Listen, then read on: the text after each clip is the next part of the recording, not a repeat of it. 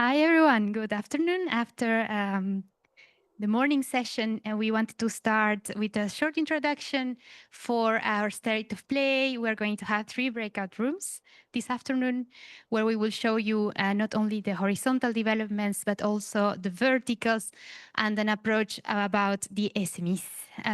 So here I'm with the other chairs that we will have in the other panels. And but shortly, we want to introduce some topics that we are very important for standardization.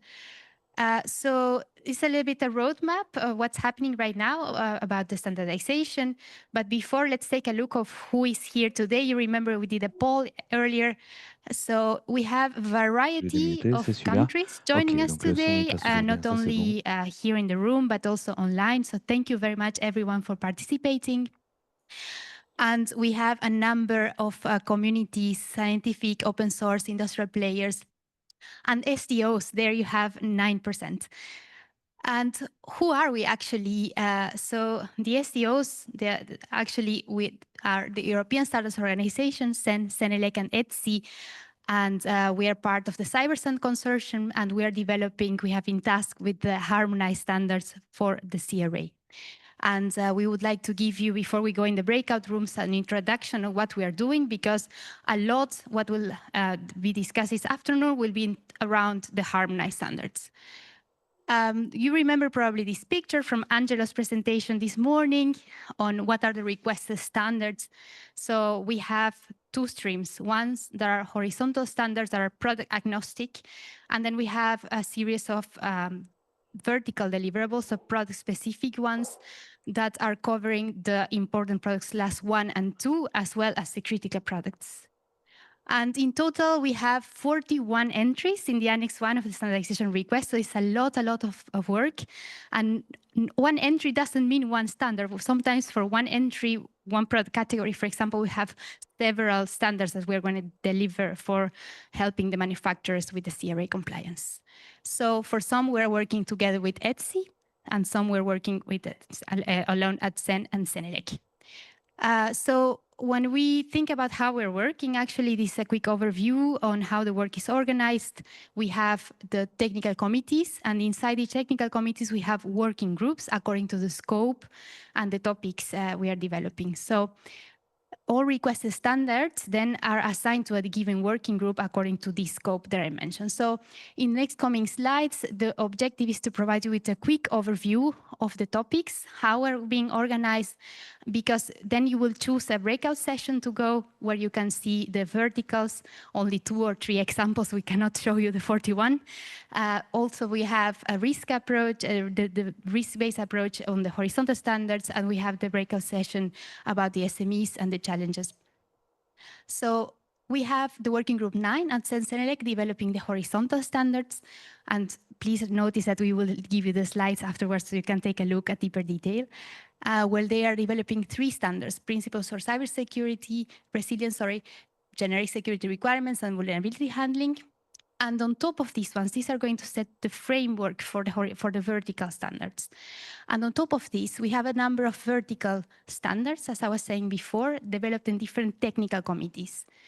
We have 3 standards there at the CENTC 224, identity management, hardware device security boxes, smart card applications. And we have a lot of work being done at the ETSI Cyber. I'm sorry, I'm not going to read them all, but it's a lot of work that the ETSI Technical Committee EUSR is being implementing here. So we invite you to have a look later. We will not have a breakout session, as I said before, in each of the topics, but at least you know, and if you're interested, you can then contact anyone from ETSI or CENELEC.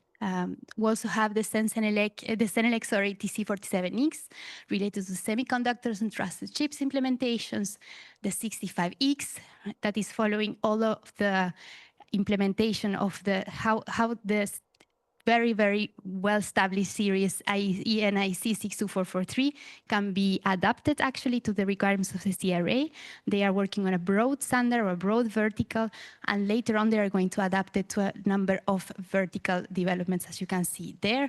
And finally, we have the working group 6 working on smart meter gateway standards. And there you will have one of the breakout sessions as well on the verticals. So this introduction is to show you that there is a lot of work being done. We work in technical committees, in working groups. Once you know which topic is the one that you would like to contribute because you have the expertise, there is the CyberStand's funding available.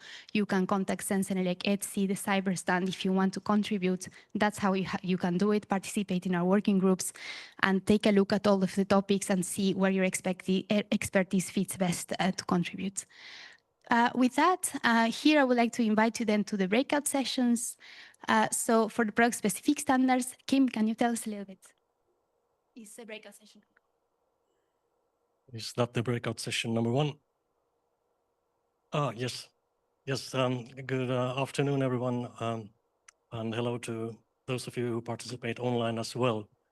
My name is Kim Nordström, and I work for the European Telecommunication Standards Institute, or ETSI as we call it, and I am the technical officer for the Technical Committee on Cybersecurity within ETSI. In the breakout session number 1, we will talk about how the product-specific standards will be developed to support the implementation of the essential cybersecurity requirements of the Cyber Resilience Act. We will have 3 different presentations. One presentation on smart meter gateways, followed by a presentation on hypervisors and consumer IoT. You're welcome to join breakout session number 1 in the executive room. You'll exit this room and walk a little bit straight to the 2nd floor. Then you go a little bit downwards, and then you continue forward and turn a little bit right, and you will end up in the executive room. So see you soon there. Thank you. It's amazing. So hello, everybody. I'm James Philpott from the European Digital SME Alliance. We are one of the partners in CyberStand as well, and I'll be chairing the 2nd breakout session, which will take a slightly different approach. So rather than focusing on the standards that are supporting the CRA, we're going to be looking at the challenges that SMEs may face when they approach the CRA for the first time, and standards as well. So this is another aspect of the CyberStand project, in that we're trying to support companies to make sure that they are ready for the CRA and also to begin using the standards if possible. So in session 2, which will be in the room just over here, we'll be having a panel discussion to look at the challenges that SMEs face with the CRA and with standards, and then an open discussion with the floor with the idea of trying to come up with some solutions or tools that CyberStand could develop to help the market prepare for the CRA. And I'll quickly introduce the 3rd breakout session on risk management and assessment. That's linked also to the horizontal standards. And this is to see how the horizontal standard can support with the risk management assessment and how the approach is being taken, particularly for the CRA essential requirements. And here, for this one, we can stay here. So, but don't stay here just because you don't want to move. So go to the executive room if you're really interested. So please, we invite you then to go to the breakout rooms, and then we will go to the coffee break and we'll reconvene at this room to have a combination of all the 3 plenaries. So we will have the conclusions and then a round table. So looking forward to this afternoon, and thank you very much for joining the breakouts.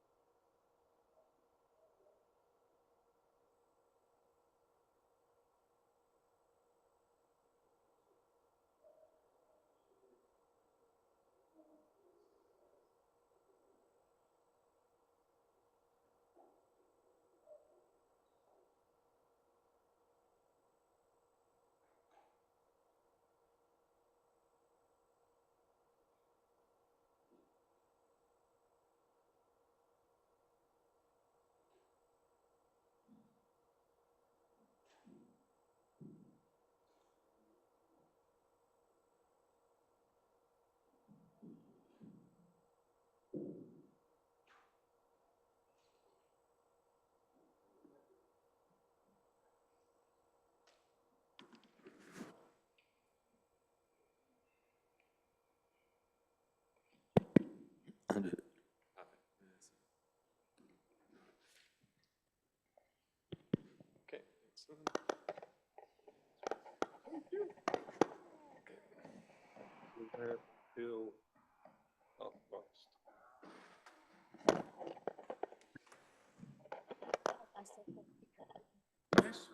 Okay, sorry about that. Well, I'm just rearranging the stage.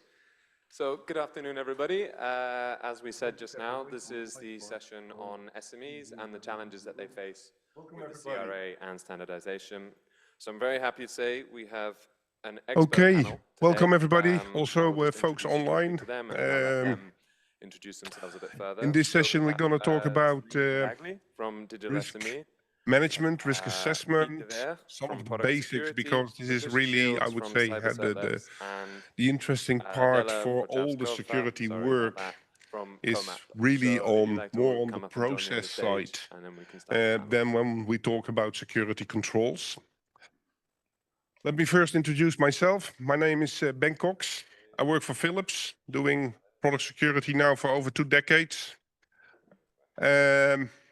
And the interesting thing for me on working on all of this, I'm really predominantly on the healthcare side. But being Philips, we also have, of course, consumer IoT products.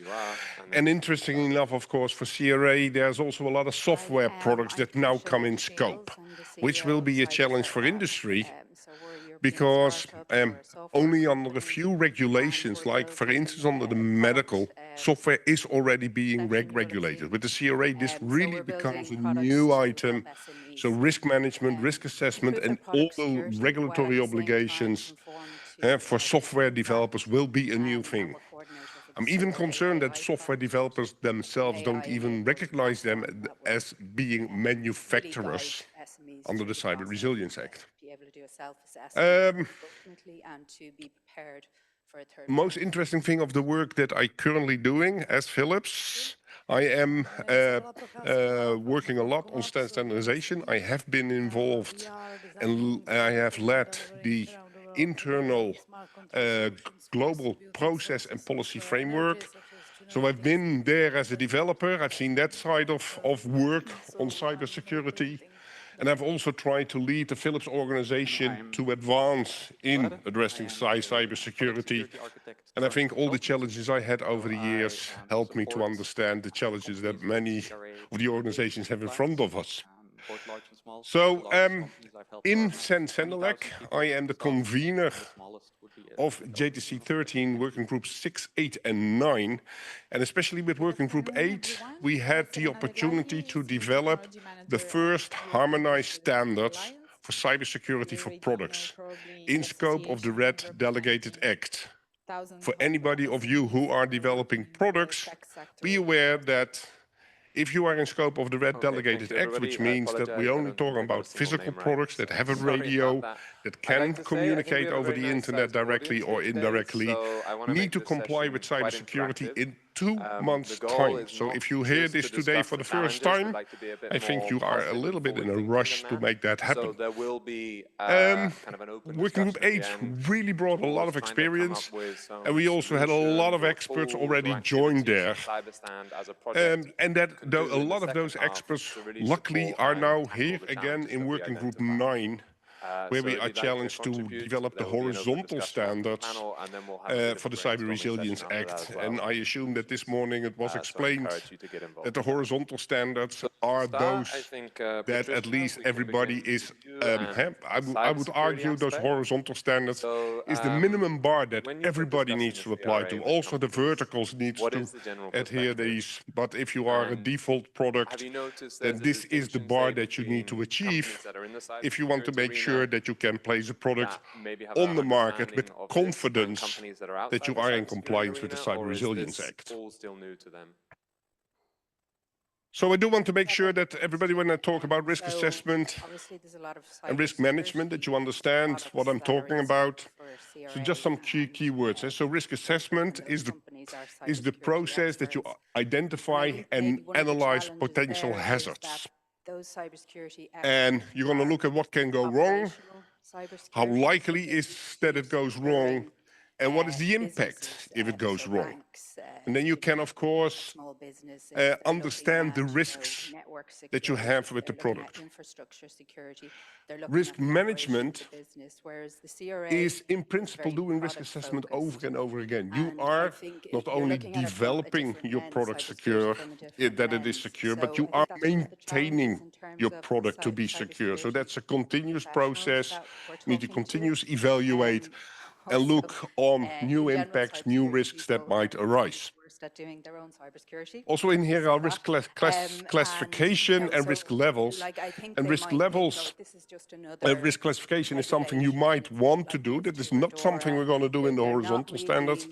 And also risk levels, we are staying away from that in the horizontal standards. The reason why we do that for risk levels is you need to evaluate yourself what is high or low risk for a certain type of product in a certain type of environment for certain type of users. In the horizontal standard, we cannot claim that. First of all, also want to make sure that everybody understands when we talk about risk assessment, in principle, we should not use that word by itself because there are so many different risk assessments. And if you just say you have to do a risk assessment, yeah, what risk assessment?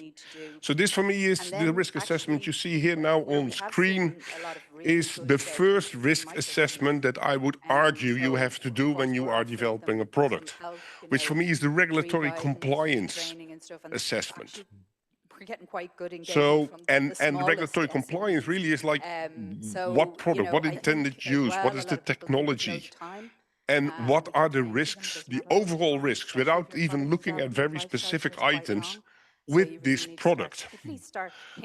So, I have as an example, let's say I'm going to create an electric heater, which of course nowadays always have Wi-Fi capability, so I can set my personal settings on that heater. Yeah, I think if you do a risk assessment on that, and you can already do that risk assessment even with that information, because this is an electric heater, so it uses the mains power. So you already know directly there's a risk of electric shock. So this means that this product is in scope of the low voltage directive. The product is a heater. There are safety concerns. So you are in scope of the general product safety regulation because there is the chance of burning your hands on the heater, of overheating and fire. So you are in scope of the general product safety regulation.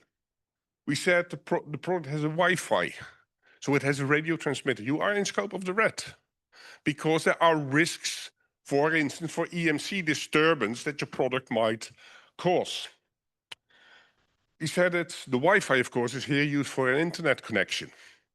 That means you are in scope for the Red Delegated Act in 2 months, but it also will mean you are in scope of the Cyber Resilience Act, of course, when that comes into force in December 2027, because you are communicating to a network. And in this case, you also might say like, oh, but it's personalized settings, so there is personal data involved, perhaps even the cloud connection. So probably the General Data Protection Regulation applies as well. This is for me the regulatory assessment. Yeah, really high level, but something you can really do straight out of the way if you have just an idea, oh, I'm going to create such a product. This assessment you can already do. Most of the time when we are discussing risk assessment in working group 9, we're talking about the product security risk assessment. Yeah, then we're looking at the security risks of this product. So if we again think about that, the same product, then think about like, oh, but this product, of course, you can set through the app, you can set the temperature. So there are commands coming over the internet to this. And if you do not correctly protect that, then of course, there are risks of unauthorized access, and that somebody else just hacks into your heater and changes the settings on your heater. Also, of course, typically a requirement, your product needs to be updatable. There are risks with the updates. So how do you protect against that? Product uses personal data. How do you prevent information disclosure, and so on and so on. So this is really focusing more on the security risks. But again, this is a risk assessment. You can do risk assessment on usability, on e-accessibility is something we have to look at well. And so there are many, many risk assessments. So also to make you understand, and this is more, this slide is more with the wordings we use in safety, not that much in security, but the principle is exactly the same. And I do want to know that you have that understanding. A shark is a hazard. Yeah, sharks can do nasty things. They live in the oceans. But that the shark is there doesn't mean anything. The shark is there, okay. The hazard is there, but that the shark is there doesn't mean that there are any risks. A shark by itself does nothing. Then we have the hazardous situation. If you go swimming with that shark, still nothing has happened, but that's the hazardous situation. This is where harm can occur. And in principle, often you might be just one small step away from that actually happening. And then, of course, we have the actual harm. Yeah, so you get the bite, injury, broken bones, blood loss. Your surfboard might be damaged. So all of this can happen. But then again, it does not need to happen. You might have the opportunity to be swimming with sharks without all of this happening. So how do you deal with that? And then we talk about risk controls. And this is also exactly the same for security. You can take away the hazard, have a safe or secure design. Build yourself a swimming pool. Typically, sharks do not swim in swimming pools. The hazard is gone. You have controlled the hazard. Another way, you can take protective measures, control the hazardous situation. So in this case, go swimming with sharks, but stay in a very secure cage. And then the last one, but also not the least one, which we often do, is, of course, information for safety or security. Inform the user about the risks. Yeah, so here you see the sign, shark sighted today, enter water at own risk. You are informed, you are aware. So typically, if we look at risks, we work on risks. Typically, we deal with risks in four ways. You can say, I'm going to mitigate the risk. I'm going to resolve the risks in a certain way that I make, that I control, for instance, the hazardous situation, so that the risk will not manifest itself. You can also say, I will accept the risk. The problem with risk acceptance, especially if you are a manufacturer, is yes, but you are accepting the risk for the end user. And that's a little bit of, that is often seen as a problem, especially if you're not transparent of what risks are accepted. But on the other hand, of course, you build a product with a certain use case in mind. And of course, if that is for that specific use case, not a risk, you might accept it. Of course, with acceptance also, think about the legal consequences of that. Often what we do is reduce the risk, take additional measures to control the risk, but not always. It's often to mitigate everything, so you're just reducing. And risk transfer is another option where you would inform the end user on the risks, or you can also, when we talk about risk transfer, for instance, think about insurances as an organization.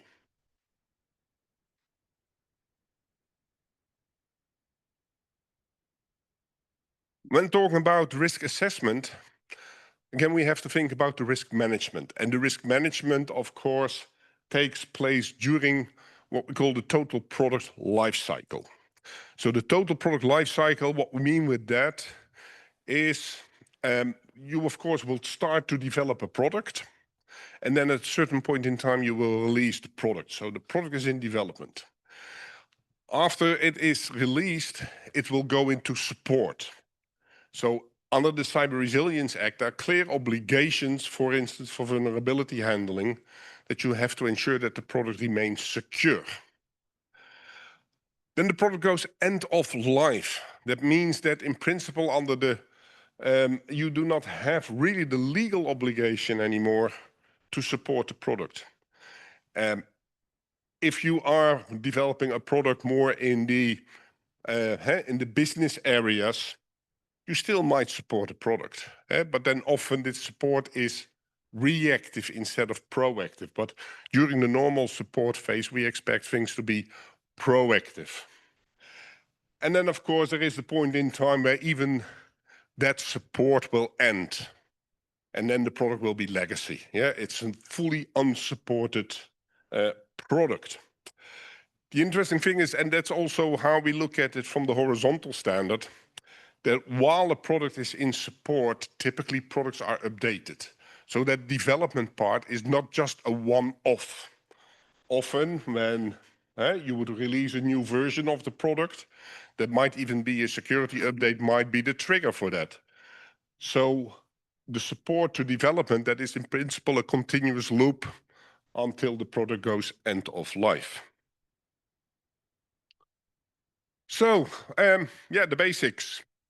Product with digital elements, as we have seen on the CRA, means a software or hardware product and its remote data processing solutions, including software or hardware components being placed on the market separately. And if we look at the essential requirements of the CRA, products with digital elements shall be designed, developed, and produced in such a way that they ensure an appropriate level of cybersecurity based on the risks. There, of course, is the challenge. Appropriate based on the risks. But for the horizontal standard, we need to cover all products. Hardware, software, consumer products, products that are one-off, software that is being developed as a one-off for a specific industry. So there is the complexity for the horizontal standards, how to deal with this. And that's where the horizontal standards will provide the footholds, the guidance on how to do this. So, but to address this, as you understand, we need to determine what are these risks. So the risk, as expressed, is a combination of consequences. So what is the impact? And of course, how likely is it to occur? Yeah, as we saw with the shark, probably it's safe to go swimming in the North Sea because the shark we just saw there doesn't exist in the North Sea. So it's probably safe there. So the likelihood is very, very low. If we look at the event, that is compromising, as we state, availability, authenticity, integrity.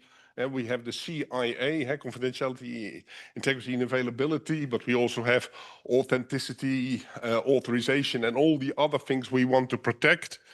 If that is compromised, we have an incident. And of course, we need to be aware of incidents, because incidents can be caused by attacks due to vulnerabilities, but it can also be accidents. Security is not only malicious. Sometimes people do by accident things which will impact will have a regulatory impact, and you need to redesign. To give you a nice example, which really happened to one of our products. This is about an ultrasound system. The ultrasound system, of course, as you know, with pregnancies, it's so nice to see the first picture of the unborn child. So it's quite common for an ultrasound system that the radiologist provides on a USB drive, like here are the images from your unborn child. We were contacted once by a hospital because one of the new parents complained that when they looked at the USB drive at home, it did not only contain the pictures of their child, but also of others. And of course, you understand this is a major problem under the General Data Protection Regulation. The interesting thing here is, of course, as you understand, all the alarm bells went off. What it turned out is that the radiologist did not use the export function on the ultrasound system. He used the backup function on the system. Is this a design fault? No. Is this something we need to remediate? Yes. So this is about training of the end user, but also something you can really also do in design by having the pop-up, an additional pop-up. So this is for me with security. This is an example of something. This happens accidentally, but it's something you can both fix with the end user by training and in design by providing additional prompts. So threats can manufacture weakness in an asset or a control. We call that a vulnerability. And a control can also be a process control. Yeah, be aware that a vulnerability, not only a control on the product, can also be something that goes wrong in your development processes or in your build processes. We talk a lot about assets, which is defined as anything that has value. And this is part, if you need to do the risk assessment on your product, yeah, you need to evaluate, okay, what are the risks? And these risks are to these assets. These are to these things that are of value. And what these things are is different, of course, from product to product. Yeah, and it depends really, again, what is the use case. Come to that more in the later. So when we need to determine the appropriate level of cybersecurity, based on the risks, we need to know what are the assets, what are the risks, and we need to understand what needs to be protected. So what are risks? And typically when we say risks, what we want to achieve is that you are free from unacceptable risks. That is what we want to achieve. But what are these unacceptable risks? Injury or death. I think that's quite obvious. But it can also be no privacy violations, data loss, data theft. Think about ransomware, things like that, identity theft, phishing attacks. Being denied access to critical infrastructures. Yeah, so no electricity or gas, no phone or internet, no transportation, no financial systems, medical care. You might think like, hey, Ben, why are you putting medical care up here? Because medical devices are exempted from the Cyber Resilience Act. Yes, they are. But if you currently look in the hospitals, most of the attacks on hospitals do not go through the medical devices. They go to the normal back office systems, to the normal network printers, to the normal IT, IoT systems that are in a hospital.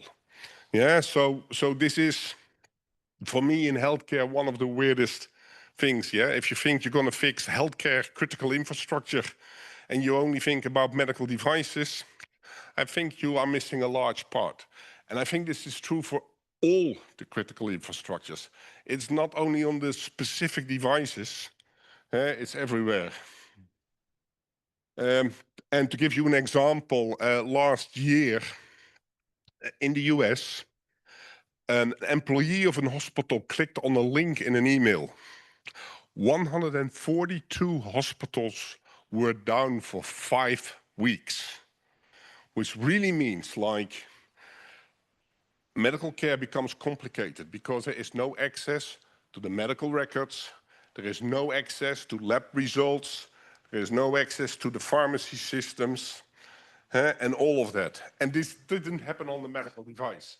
These were normal PC systems and so on. So everything needs to be protected. Of course, I do understand if you say like, oh, but 142 hospitals down because of one click. You can argue whether their network security was on par as well. Yeah, but that's the whole thing, of course. Everything needs to come together to make sure we are secure. Of course, you don't want breaking into your home. And think about, yeah, sure.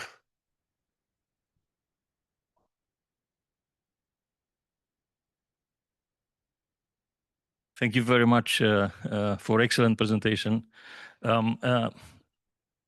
Speaking about healthcare, even though there are many other economical sectors suffering or being affected or whatever, if you are one of those hospitals, what do you do in the first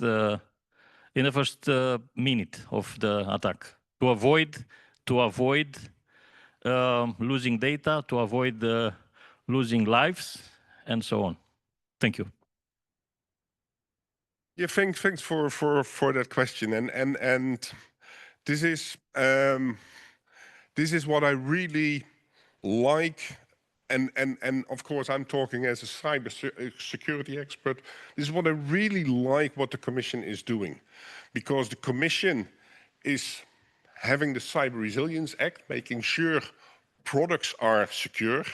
By the way, medical devices are exempted, but under the MDR, you have to do state-of-the-art in cybersecurity.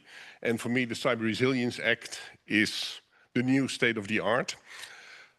But of course, the Commission always also has the NIS2 directive. NIS itself, I don't think was really that effective. The NIS2 directive requires the hospitals to improve the security. So what they could have done, but a ransomware attack is very difficult. If you have a network infrastructure where they would have been able to detect a ransomware attack, then they could have at least isolated that hospital from all the other hospitals. Typically, for ransomware attackers, you want to be able to detect the ransomware as quickly as possible and isolate that. And of course, depends on your organizational structure, how you want to do this. Often I would recommend, for instance, for a manufacturer, isolate your manufacturing IT environment from your developer's IT environment, from your normal back office environment. And by having these isolations and have sensors in place to break the connections, this is a way that can be handled. But it does require, do you have the sensors?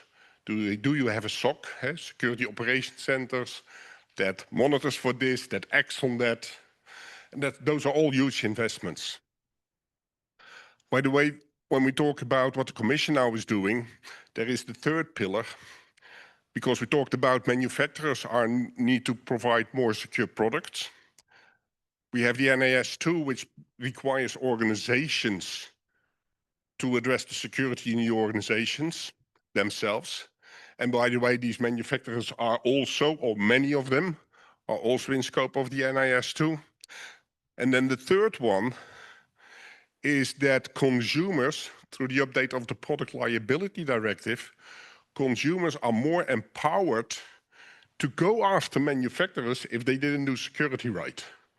So with this three-way, the Commission is trying to enforce security on all the angles that are possible.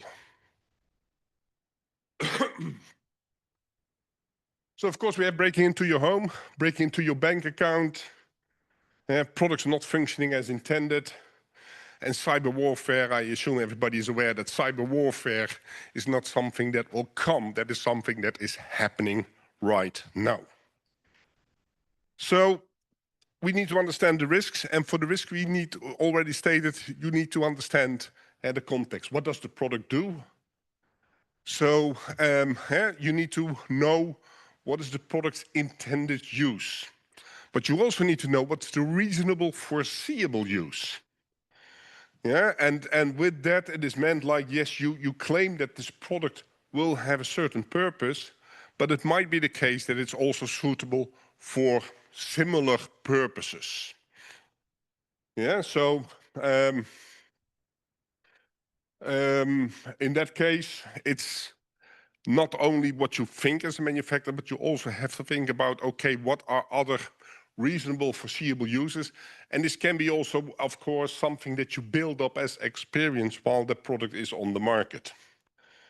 The law doesn't require you to take care of malicious use, for instance. That's not part of the obligations. Of course, you need to know what's the product functions. What does it provide?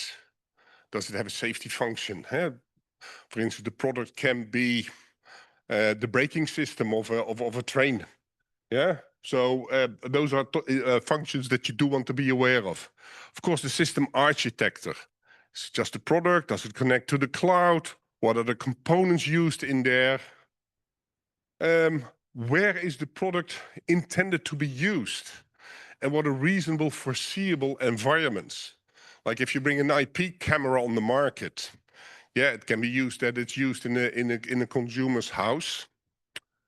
But it can also be used by a bank.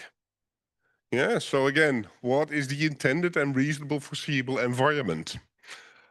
Also for the user, and that user part is really important. Am I providing this product to a consumer?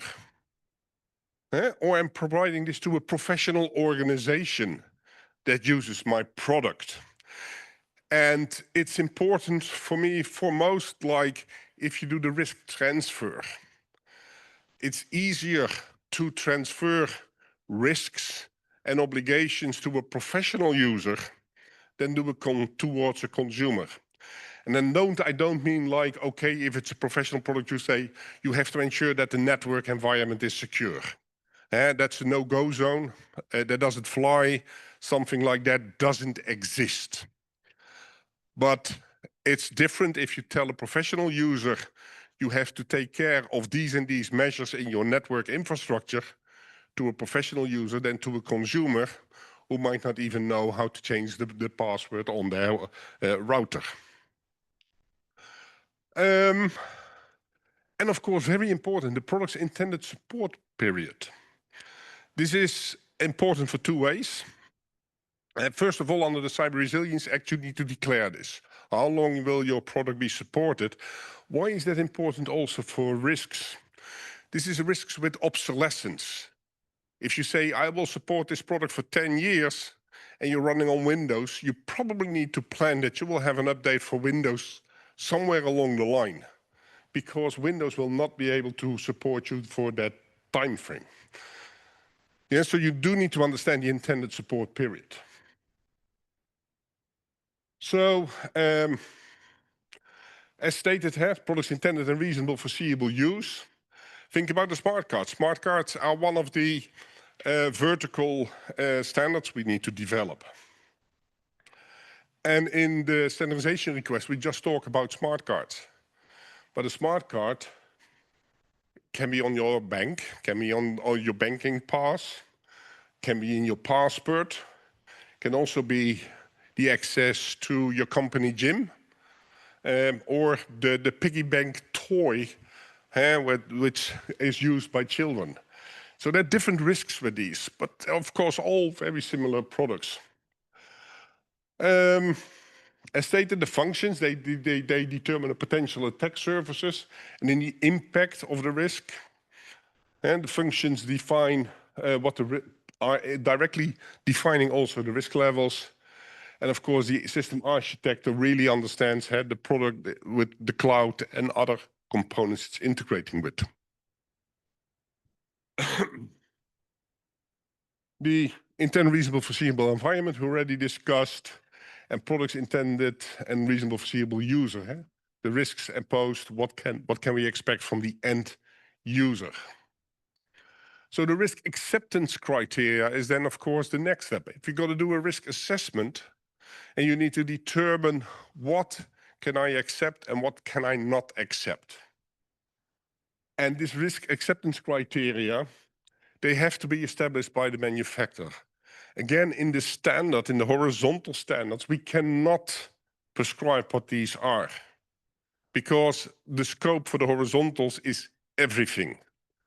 And really, what can be accepted is depending on the intended use, the reasonable foreseeable use, the operational environment, the user, and so on. So,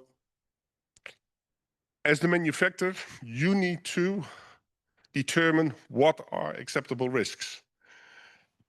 And you might do that on many different ways. You can say like, oh, but if it impacts so many users or it doesn't impact personal data, I'm going to treat that differently. Why do you need the risk acceptance criteria? Often when you find a vulnerability, you need to understand, is this something I need to fix now? Or is this something I can fix later? So you need to understand that. And of course, you need to be challenged. You need to be able to be challenged on why you declared something a low risk or a medium risk or a high risk. I always tell in my organization that in principle you have a lot of flexibility in whatever you do here and whatever you determine.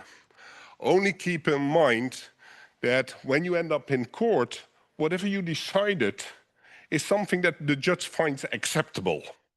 Yeah, because if I say, oh, I have a product, but it's a high risk, the personal data of thousands of people are disclosed, and I find it a low risk. I don't care, I'm gonna fix that in a year. I don't think that will be a defensible position. So you have to look at the state of the art, what is common, think about, of course, the risks impact. So these, but it remains really difficult. But account for the nature and type of the risks, to the functions, health and safety, of course. It's difficult to defend if people can die, that you're not going to fix the problem. Are we transparent about it? And consistent. Yeah, if you have a certain type of product, then you can determine these risk acceptance criteria up front. Yeah, it's not something like we have a vulnerability, let's define what our risk acceptance criteria are. That's typically something you do once. What do you need to think about further with risk acceptance criteria? Now, if you look at the CRA itself, Article 7 and 8 are what the Commission used to define when something is an important class 1, class 2, or a critical product. You might look at these. Again, really important, these class 1 and 2 important and critical class products, they are not a risk classification. They only determine what are the conformity assessment methodologies that needs to be applied. But if you really look into these articles, I would argue this is also risk classification. So they are a great input. Again, for your acceptance criteria, are you providing a product to consumers or to businesses? Yeah, that might most certainly change the view how you look at risk levels. Because a professional organization, you might assume that they are capable of addressing some risks. Yeah, to give you an example, if I think about a medical device which has a security vulnerability, if that product is in a secure hospital network environment, I still need to fix the vulnerability because the product itself needs to be secure. But the likelihood of that vulnerability being exploited in a well-managed network is less than when it's directly connected to the internet.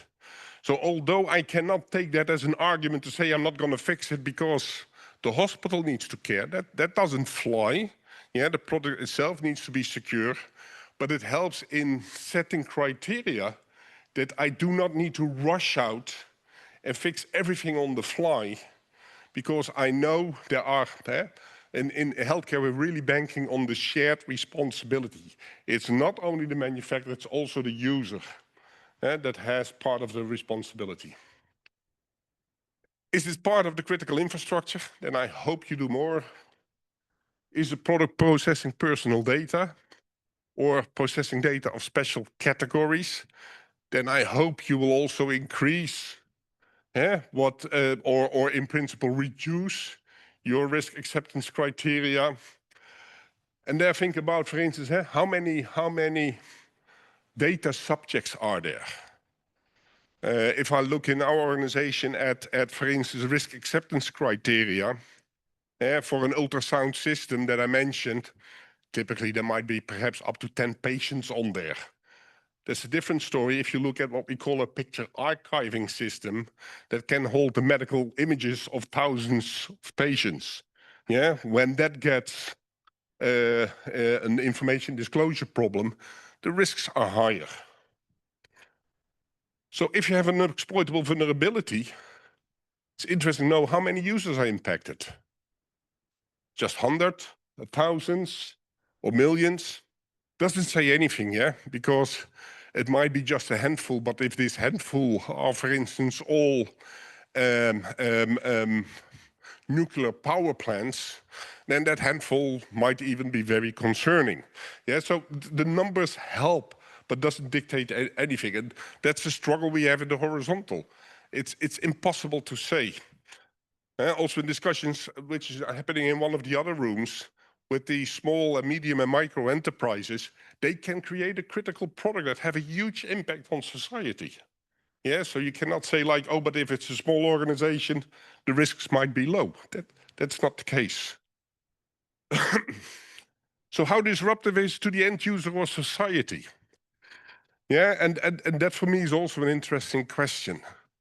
Because are we looking at end user risk or societal risk? Think about the power converters. Yeah, this is one of the examples that we discuss more and more. The power converters of the solar panels you might have on your house. If these are hacked, then yeah, they might turn off the power in your house. Is that a huge risk? You won't like it. Is that a huge risk? To the end user maybe, not to society. But if thousands of them are switched off at the very same time, it can bring down power in Europe. And that's a risk to society. Yeah, and we're talking about the same products. So all of these are very difficult considerations, of course. Can it lead to impact on safety? I think that's obvious. With the AI Act, does it contain critical AI? It's strange to have a product under the Cyber Resilience Act where you say, oh, this is a low-risk product, while under the AI Act it's a critical AI. That feels unbalanced. But I think it's still possible, but it feels unbalanced. Of course, how significant are the financial and legal consequences for you as a manufacturer? But also how significant are the financial legal consequences for the user? By the way, for my manufacturer, I also mentioned there explicitly, because we're also talking about business to business, business to government. There might be heavy contractual obligations underneath all of this. Yeah, so risk acceptance criteria you have to define, and we won't be able in a horizontal standard to provide you a lot of guidance here. This is something you have to do. Again, this is something you have to do that yourself are at a defensible position, looking at state of the art, looking what is common in the industry. So then you need to do the risk assessment. This is this typical step. And we already talked about scoping, identifying assets and things like that. Then you have to identify the risks. Threat modeling is one of the key things, in my view, to use. But also you have, for instance, security test results. I hope that a manufacturer analyzes their requirements through testing. Have they been properly implemented? All of that is input. Then you need to estimate how likely it is to manifest. There's a discussion in industry, like do we need to talk about likelihood or exploitability? Because exploitability is just, can it be exploited? And likelihood is, yeah, it can be exploited, but it's not so very likely. And the interesting thing that you see is that this for me is part of the whole trust relationship, where the end users can say like, yeah, manufacturer, you say there is this risk and it can be exploited, but you say it's low risk. I don't trust you. I want you to work with the exploitability. By the way, this is also a shift we see on the medical field where it's moving towards exploitability. You need to estimate the impact, calculate the initial risk, identify what you're going to do. What are the mitigations? What are the controls? And again, these mitigations can also be the risk transfer, which, for instance, for components, that's another nice, interesting thing under the Cyber Resilience Act or with anything security related. Components often cannot fulfill everything that is required under the regulation because some of the functions, security functions, are to be implemented at the system level, at the end product level. To give you a very simple example, typically if you build a product which has, for instance, Wi-Fi and Bluetooth connections, you would buy a communication board. That communication board just has that Wi-Fi and Bluetooth. And it has then a serial interface that you connect inside your product. The CRA, of course, that communication board is placed on the market. That is in scope of the Cyber Resilience Act. So it needs to fulfill all the functions. The interesting thing is now it has this interface, which is an external interface for that communication board. So according to the CRA, that needs to be well protected. But if you think this is a component, no, it doesn't need to be protected because that interface is inside of the product. And protecting that interface might even be complicated for the integration into the product. Yeah, so this is where you can, of course, do the risk transfer. And this is something we have to deal with in the horizontal standards as well. Yeah, but these are the mitigations, the controls, but also the transfers. Then when you have done that, of course, there is a residual risk. You need to manage that. Could look at the business impact there as well. And if there is anything safety related, you also need to understand what is the link to safety.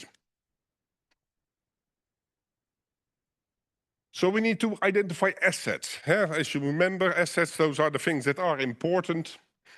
And how can we identify that? In the Radio Equipment Directive delegated regulation, the regulation gave us these assets. Because there we have 33D, E, and F, where the assets are the network security, so the network assets.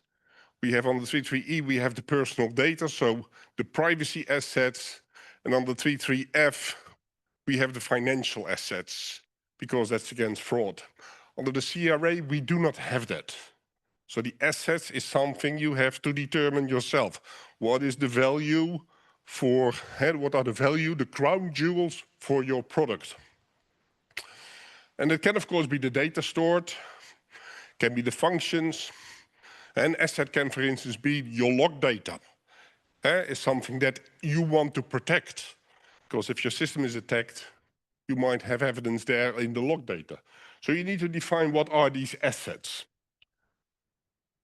Typically, I would expect that what we have under the red, that you say like, oh yeah, but the network and personal data, the privacy assets, those I think are will be quite common. Yeah, but often the assets are related, of course, to what is the product being developed for. What's the intended use? You need to identify the threats. Threat modeling is one of the most common and best techniques to do this. So threat modeling is like you're going to build an architectural view. For instance, you have your product, you have all the interfaces on your product. You're going to look at, oh, through these interfaces, I can access these assets. And if I don't protect this interface, someone could, for instance, without access controls, read the personal data of my product.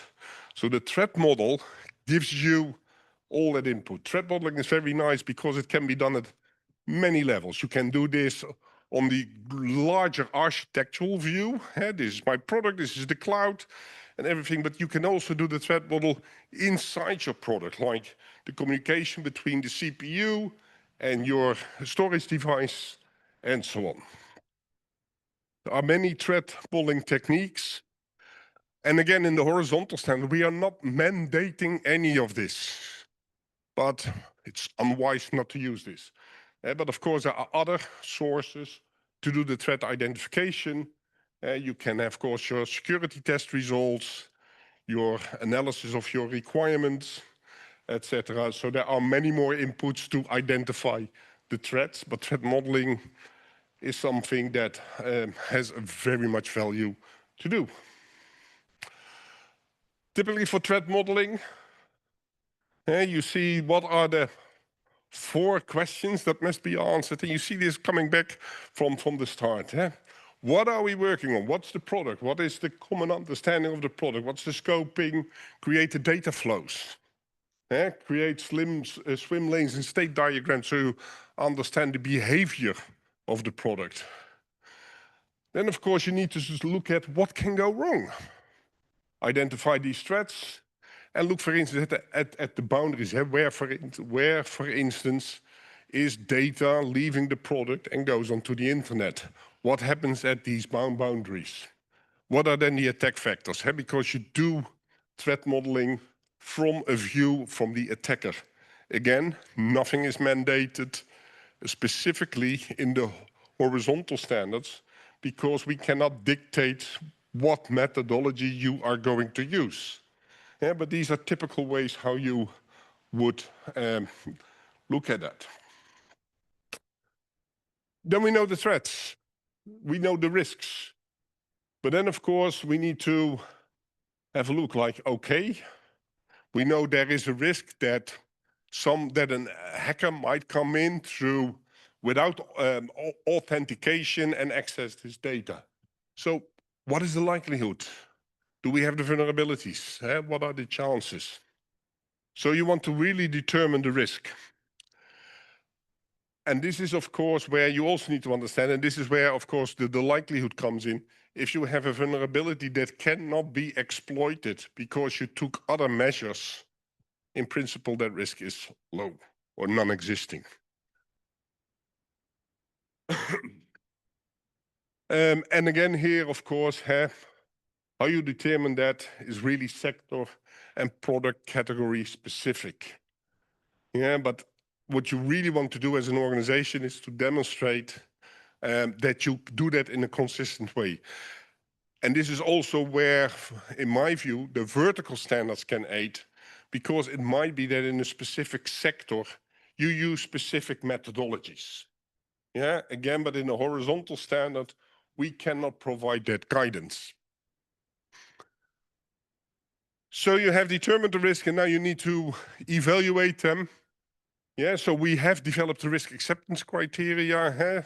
So then you can evaluate is this something I urgently need to fix? Is this something I have more time for? And then, of course, even if you fix it, there might still be residual risk. And is this residual risk something that you can accept? All of this, of course, is what in the horizontal standards are expressed, that how you need to look at that, but really from a high level. And this is also, again, here talking about the risk transfer, because sometimes you need to move the risk to the end user, and that you need to be transparent in that. So we have done the assessments of the risks.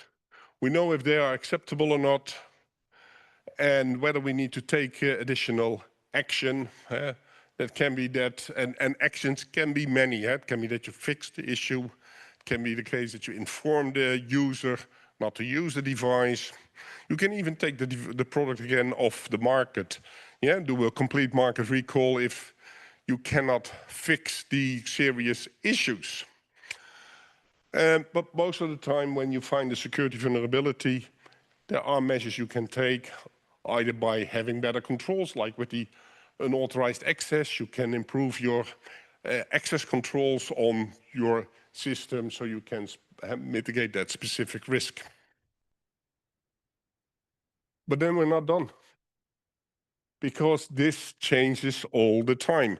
That's the problem with risk. That's the problem with security. Your product can be fully compliant, fully tested, no issues. And in 10 seconds, it might have issues. Security is an evolving threat. New vulnerabilities are discovered in the components that you use, but also the risk threat landscape changes. What do I mean with that? 10 years ago, we didn't have ransomware. Yeah, that's at this moment, ransomware is the biggest security risk. It's the biggest impact. But 10 years ago, it didn't even exist because nobody had thought about it yet. Risk assessment is also not a thing that you do once. These risk assessments you want to do during development, during that the product is in support. And you need to continue to do that, or at least need to do all the activities that provide the input into the risk assessment, because if there are changes, you need to update them. Controls might be impacted. It might be that components you used are no longer supported.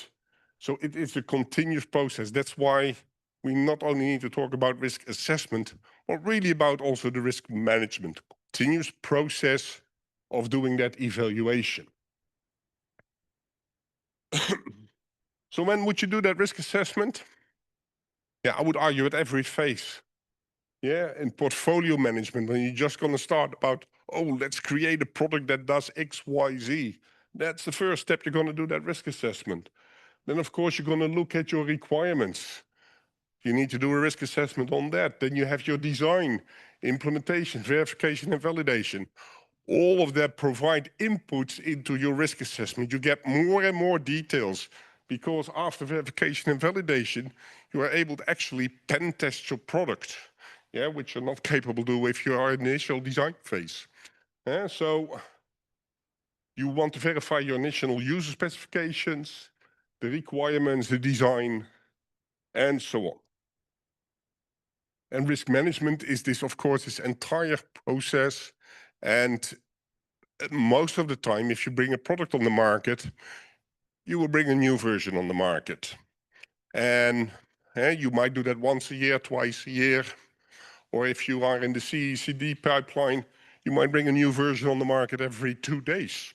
I don't know. The shortest that we do within our organization is a product that is released every 2 weeks. Yeah, and that means that every 2 weeks, in principle, you need to walk through the entire set of activities. So risk management is addressing the entire process. And again, you will go through the development cycle not only once. Typically, you do the development cycles many times. If you look at the CSA, under Article 13, we have the obligations for the manufacturer. And there you see again, the wording that we have seen.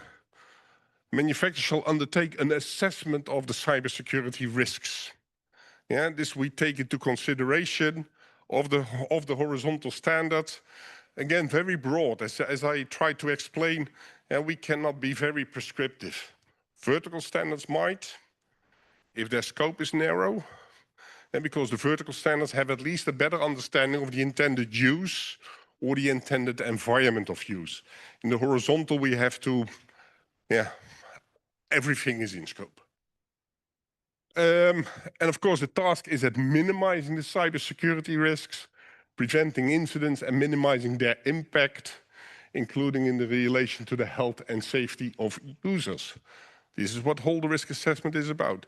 Determine the risk, find the mitigations, and bring the risk down to an acceptable level, minimizing their impact, minimizing the risks. As you can see in 13.3, we see that cybersecurity risk assessment shall comprise at least an analysis of the cybersecurity risks based on the intended purpose, reasonable foreseeable use, as well as the conditions of use of the product with digital elements, such as the operational environment or the assets to be protected. So in your technical documentation, you need to be able to provide, what are these assets that I'm protecting? What are the risks that I see? Of course, the intended use, but also what are the risks that I foresee for the product? And of course, the environment that is being used. And of course, that's also stated in the documentation, proportions to the nature of the cybersecurity risks. On the product itself, there's more a general statement on the product requirements. So in Annex 2, Part 1, requirement number 2, we have the whole list of requirements that a product needs to comply with. All of these are on the basis of the cybersecurity risk assessment. Yeah, so think about if I have, for instance, an interface where the interface is intended to be accessible by everybody, yeah, then there is no expectation there will be access controls on that. If that interface gives you access to personal data, then yes, you have a risk of information disclosure, so you need to take actions. So risk assessment is done at engineering level with a lot of inputs, threat modeling, pen testing, vulnerability management, requirements, evaluation, code analysis. All of that is explained in the standard to a certain extent. And you have to bring it down to an acceptable level. This is where the risk acceptance criteria play that role. What is acceptable? And again, what you might find acceptable might not be found acceptable by the end user, might not be found acceptable by the market surveillance authorities. Yeah, so make sure you are at that defensible position. Sake of time, I'm not going to go into details here. I added these slides for those who are not that familiar with risk assessment, for security risk assessment. This is the methodology. This risk assessment methodology will not even be in the horizontal standards. In the horizontal standards, again, we're not providing methodologies. We're saying you have to do a certain activity. We're stating for that activity, you need to have certain inputs, and there is an expected outcome of that activity. How you do it in the horizontal standards, we don't care, because that might be industry specific, sector specific, what assessment methodologies you use. But this is used just if you've never seen that as a methodology where you can see you have a 3 scale, low, medium, high, on impact and likelihood, resulting into a 5 scale outcome. Yeah, 5 levels. It's either just a note, low impact, low likelihood, we're not going to address it, to low, medium, high, and critical. And if you go through these, they look at, for instance, identifying a risk. They look at the skill level. What skill level do you need to become aware of vulnerability? You need to think about motive. Why would someone attack that system? Is there low or no reward, or is there high reward? As an example, if you can access a lot of personal data or financial data, there is a high reward to attack that system. What's the opportunity also from you need expensive resources or no resources at all required? And what's the size? So these are impacts for the threat agent factors. And the nice thing there is there are numbers to it. It gives you more or less a quantitative analysis of the risks. There are vulnerability factors. How easy is it to discover it? How easy to exploit it? Awareness, intrusion detection is detected. Factors of impact, loss of confidentiality, ranging from there is hardly any data disclosed to all data is disclosed, loss of integrity, availability, and stuff like that. And then determine the severity. What's the financial impact, reputational impact, non-compliance, or privacy violation? Again, if you've never seen risk assessment, have a look at this risk assessment methodology. It's one of the many. Again, not mandated or referred to from the horizontal standards, but if you have never seen one, this will give you a lot of insights. Then, of course, last but not least, you need to decide what to fix. And yeah, that's complicated. We have this nice example, we call it Sander's kitchen knife. And just to give you an idea about some of the considerations when you're going to address risks. So we have a kitchen knife, and its intended use is, of course, that you will cut your vegetables and your meats with it. But of course, we know there's also reasonable foreseeable use that you might open a package or cut a rope or do something else for it, although it's a kitchen knife. Yeah? So the property of the knife, of course, is to be sharp. Otherwise, it is useless. It is the intended use of a knife to be sharp. But being sharp has a risk. You can cut yourself. If it slips out of your hands and lands on your foot, you might not be so pleased. So it has an impact on health and safety even. But what can we do about the risks with the knife? We can improve this knife. We can say we'll only make it sharp on one end and not on both sides of the knife. Yeah? This reduces the risk for cutting yourself already by half. We can give the knife a round tip that when it falls down on your foot, the damage might be less. And we can improve the handle so that you have more grip on the knife. But we cannot make it blunt, because if it's blunt, we mitigate all these risks. But the intended use is that it's sharp, that you can use it for cutting. Yeah, so how do we deal with that last part? We transfer the risk to the end user. Please be aware, this is a knife, this is sharp. Use it with caution. Yeah, for security, things are not that different. Yeah, sometimes we can mitigate the risk, sometimes not. And the main thing is be transparent and look what you can do and of course what you cannot do. To end my presentation at this moment, we are still working on the draft of the horizontal standard. You see the table of contents here on the right, here where we talk about the cybersecurity principles.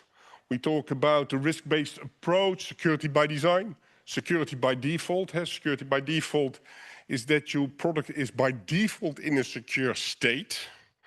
So simple stated, you do not switch on access control. No, access control is on, and if needed, you can switch it off. Transparency being there also a key element in the principles. Then we talk about the cybersecurity risk management elements, like we already went through. What is the context? It's the applicability analysis. You need to determine your risk acceptance criteria. You need to assess it. You need to treat it. You need to communicate about all of this. And of course, you need to continuously review the risks. So this is then the whole risk management that you have to do. And we explain this on the high level, what is expected there. Being able to do all the risk management requires you to do certain activities. And that's where the next clause is about, you need to develop a cybersecurity plan. In that plan, you're going to document what you will test, how often you will test. If you have obsolescence issues, for instance, when will you update, for instance, Windows in your product? All of those things are documented in the cybersecurity plan.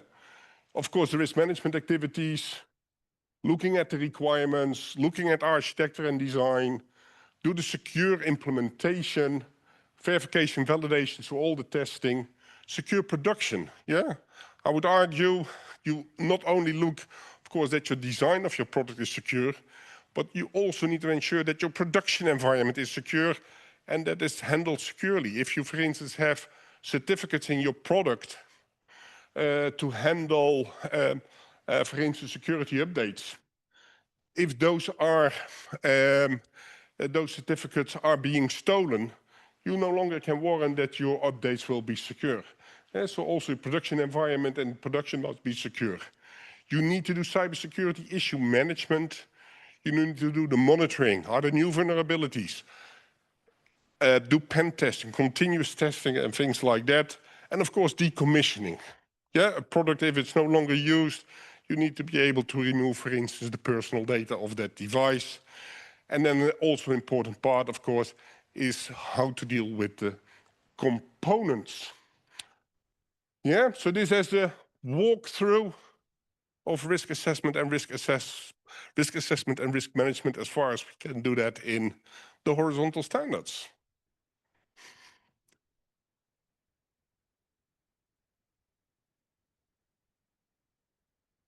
Please. Thank you, Ben, for your sharing and fantastic content. My question is that since the standard address what instead of how to conduct a risk assessment, and therefore many organizations will they will have the risk assessment, risk analysis, and risk results. How could they have the faith that the risk results or risk assessment, risk metrics is accurate or suitable for their organization? Thank you. Yes, thank you very much for that for that question. And this is a key challenge where I hope we will get a lot of contributions in the different fields.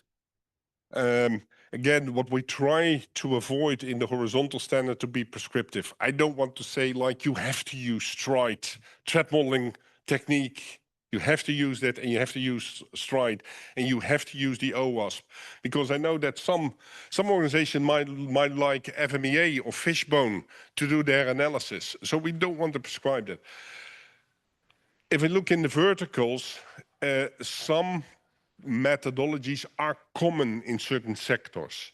So this is where this can be addressed in the verticals.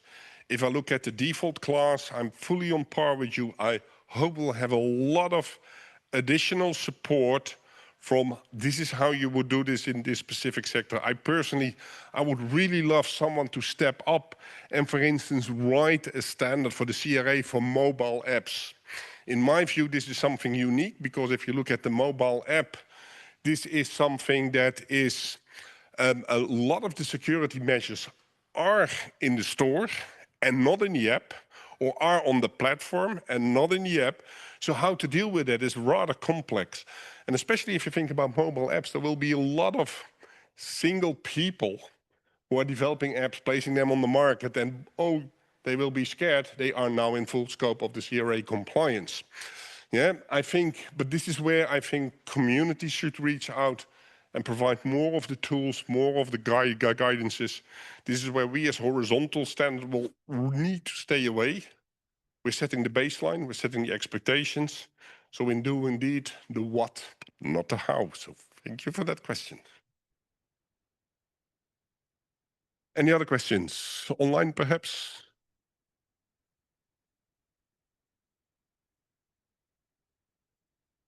Otherwise, I just made everybody brain dead, or I was so clear, but probably the first one.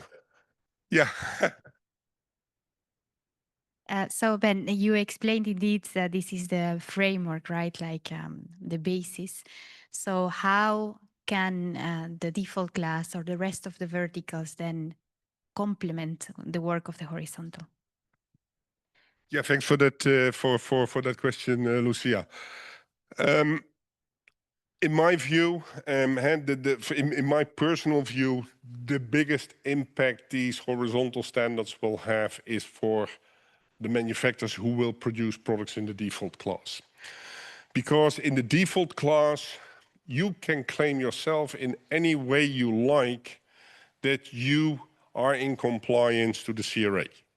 Yeah, you don't need to use any specific standards. You can just draft up your declaration of conformity using any means. In my view, the horizontal standards, even if they do not prescribe the how, but only the what, they can still be very much used for the manufacturers to build their confidence in that they are doing what is appropriate.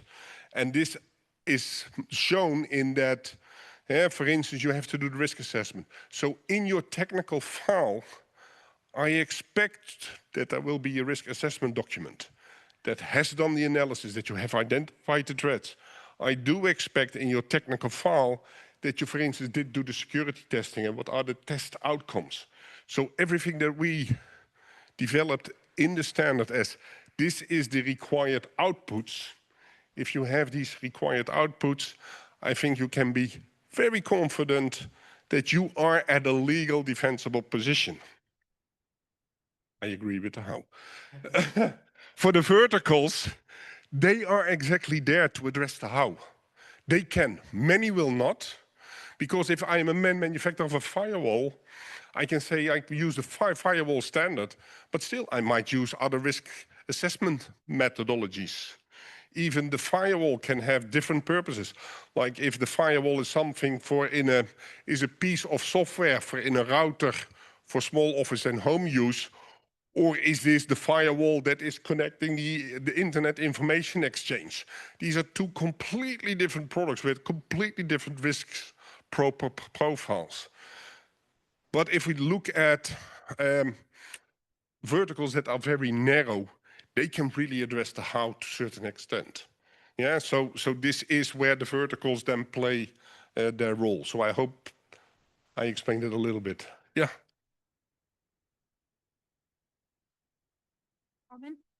Just to say thank you, Ben. Thank you very much for that amazing presentation.